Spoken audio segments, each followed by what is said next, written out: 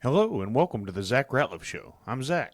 Thanks for being with me today and this morning, and glad to be with you. It's the 1st of July, so we're halfway through the year, and hey, I'm good with it. Thank God for it.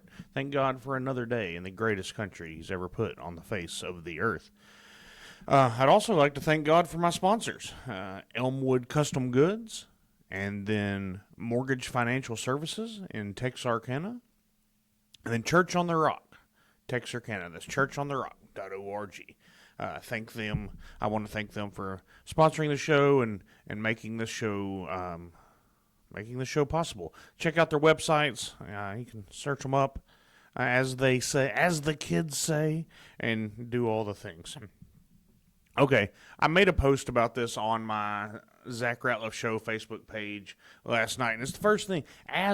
Listen, I've got two things that I want to do in life. Number one is make it to heaven, and I've accepted Jesus Christ as my Lord and Savior. And while I fail daily to walk the way He walked, I strive to do so. And number two is protect my daughter and create a vision to where she can see what it looks like to follow Jesus so that she'll know how to get to heaven. So, that being said, the most important person on this world currently, to me, is my daughter. So let's talk about this child that fell off the balcony on their Disney cruise, okay? And this is from NBCnews.com and other places. And I've seen some websites like, the dad heroically jumps off the 4th-story balcony or whatever it was to save his kid that fell overboard. First of all, do you all remember when the gorilla, what was his name, Ombre, and they had to put it down because the kid was in there? That was the parents' fault. This kid, who was, 4 or 5 years old, going into the ocean over a cruise ship, that is the parent's fault. A parent needs to be a parent. Oh, I don't want to hurt little Johnny's feelings by telling him he can't sit on the rail. Worse than that, Dad was taking a picture of this child sitting on the rail to the outside of a cruise ship. This person is an absolute idiot. No matter what you tell me, well, they're a good person. I don't know they're not. A good person would have enough sense to think of situations that could harm their child. It's an amazing thing. And then, he heroic. No.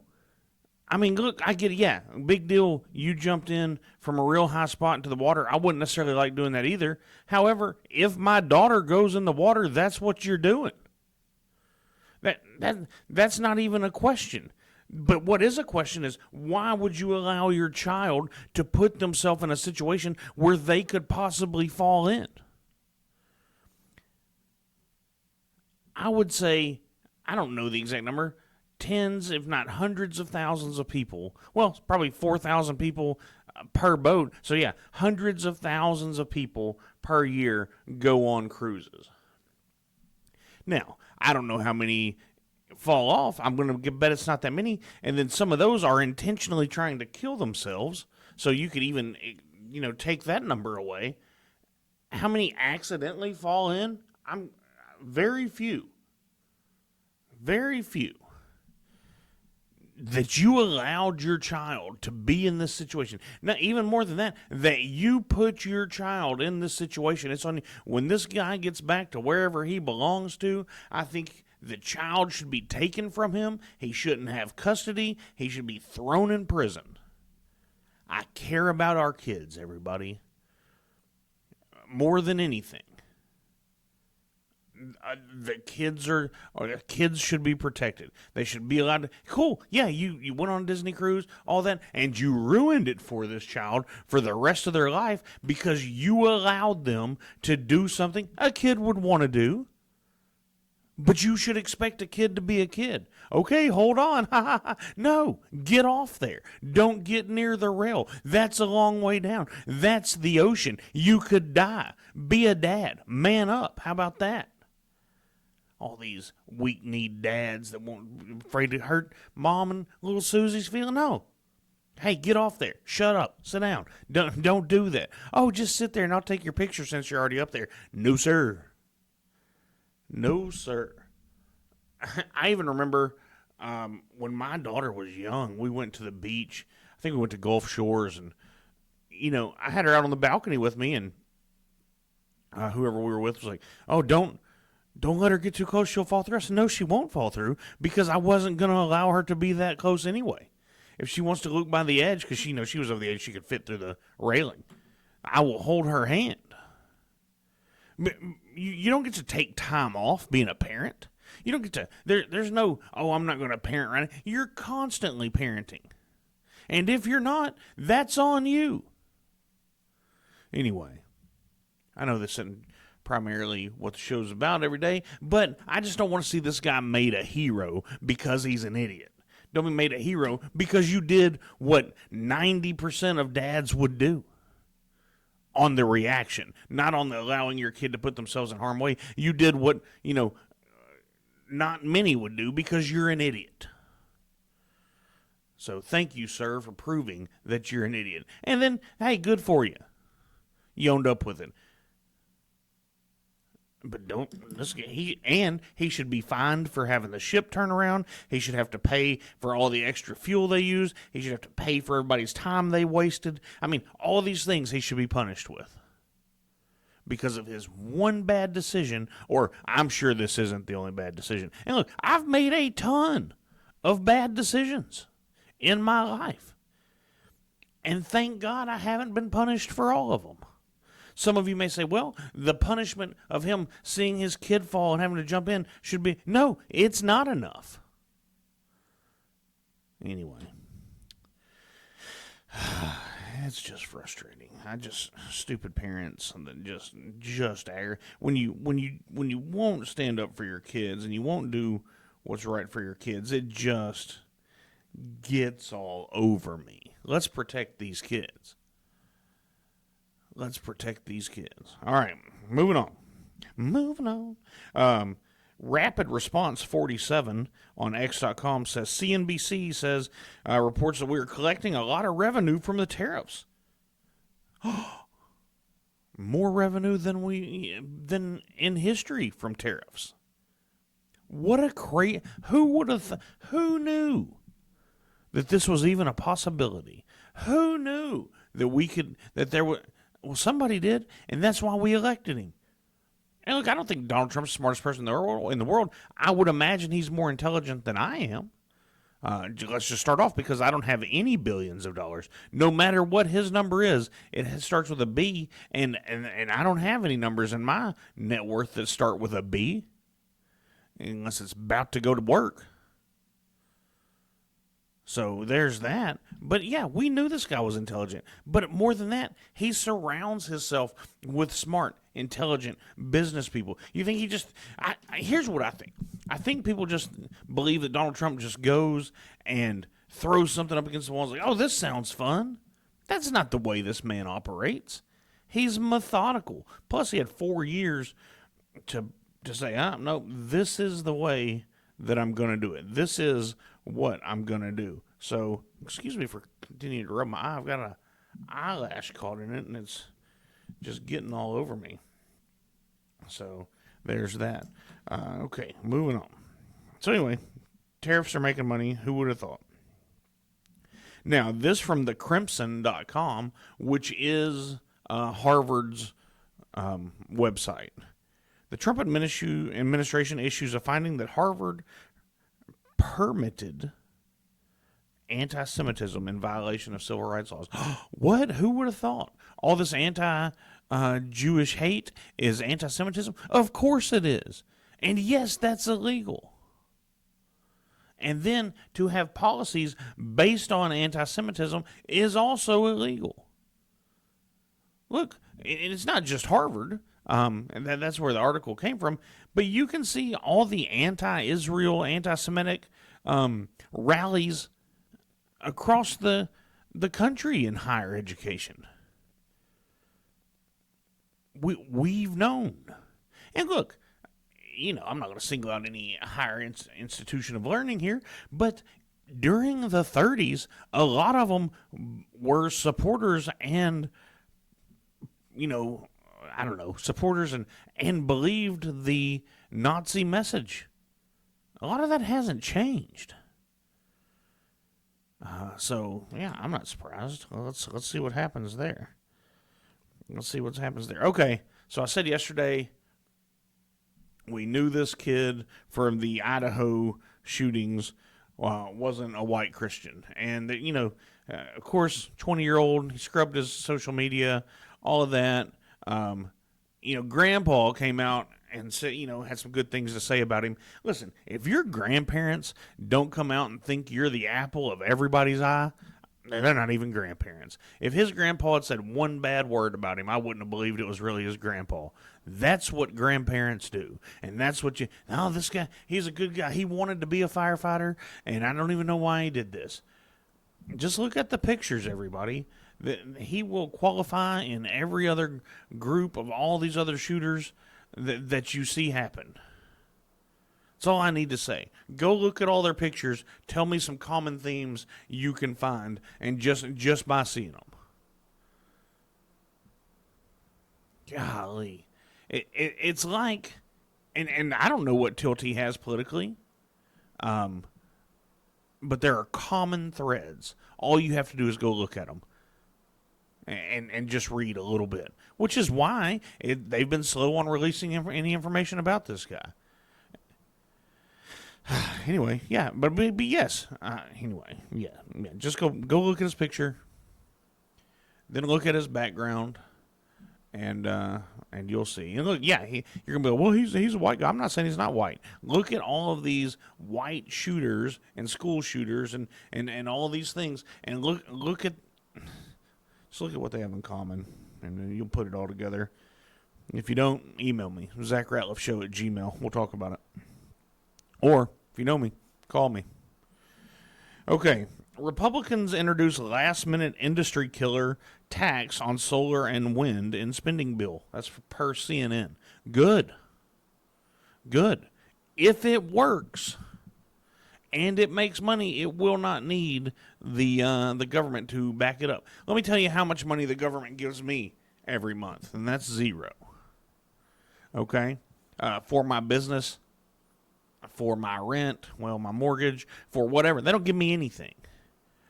They are depending on me and millions of you, the other 49% of us, to pay our taxes to be able to give our money away. So yeah, good. If green energy works, I'm all for it. Let's use the greenest of energy, which is nuclear energy. Let's do that. It's safe. It's so safe that we'll put it on a boat with thousands of our military personnel and sail it around to the world. Or also, with hundreds of our military personnel, sink it to the bottom of the ocean and sell it under the ocean. That's how safe it is.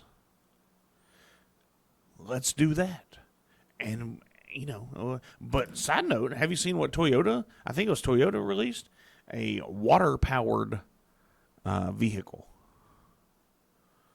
It's going to be a game changer, or a water-powered engine. It's going to be a game changer.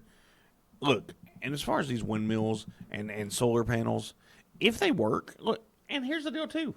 If I had thousands of acres that I wasn't using for anything and some solar company came in and said, hey, we'll pay you however much an acre to put these solar panels in, I'd do it.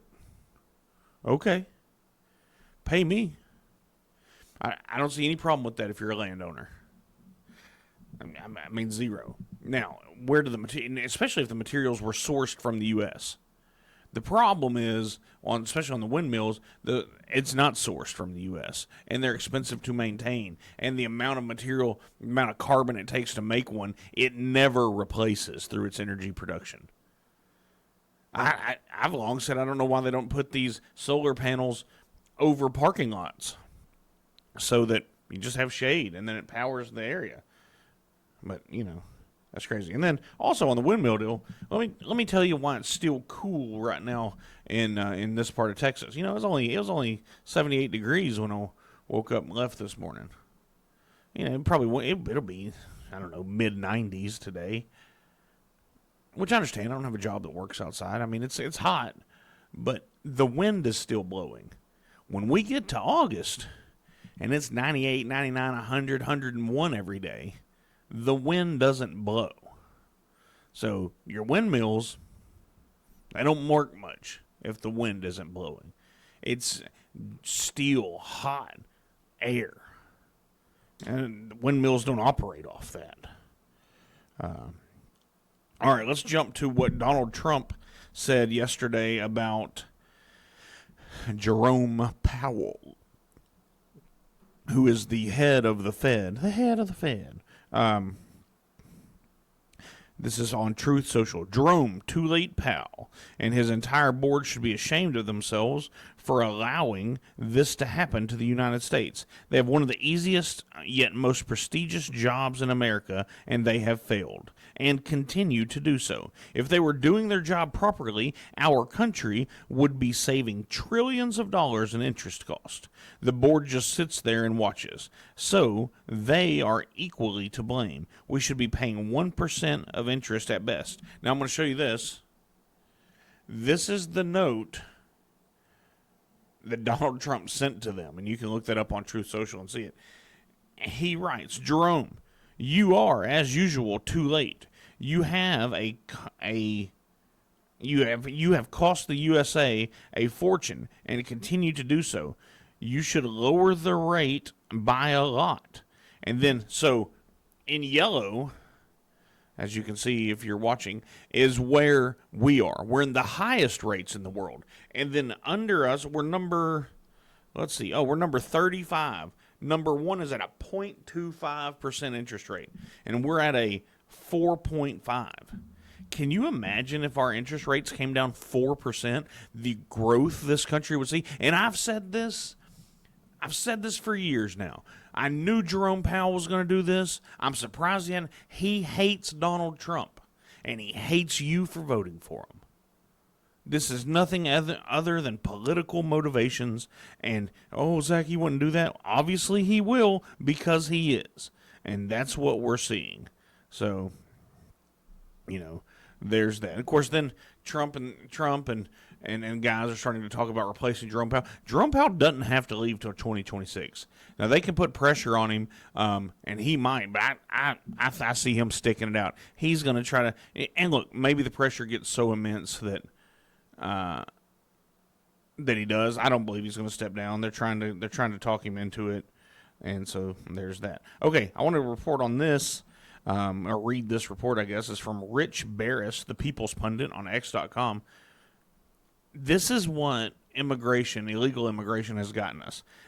So if we got the illegals out, or at least got them out of the census, okay, here's the impact it would have. Democrats would lose 20 seats in the U.S. House of Representatives, not even by deporting them, just by getting them out of the census. Democrats would lose at least 20 seats in the U.S. House of Representatives, which would widen the margin by far, and make it easier for us to govern, because we wouldn't have a slim majority for some of these rhinos. And then they would lose billions of dollars in federal kickbacks. And the states would lose electoral college votes. This would make it hard for them to ever win the White House. This is what immigration is about. Illegal immigration is about. It isn't even about making them citizens. It's just about getting them counted in the census. It's all about power. You don't have to be a citizen to be counted in the census. You just have to be here. And then based on that, if you load Democrat areas up with more people, for every 750,000 people, you get a representative. And then I don't know what the number is for electoral college votes, and that's based off your representatives in some degree. I don't know the math on that. I can figure that out sometime. But that's how the Democrats are doing this. They know that they don't control the minority vote overwhelming. I mean, look. The problem is if you get below 85% of the black vote for Democrats, they can't win. which is wild. And so they only got 82 or something, so they lost the last election. They know that they're losing the narrative, so they're having to bring in new voters, which in turn are taking benefits away from the voters that they do have. It's just a wild deal. Just a wild deal, my friends. So there we go. All right, well, I'm going to get out of here. I hope you all have a great day. I hope God blesses each and every one of you today. And we'll be back. We'll do it all again tomorrow. All right, thanks, and have a good day.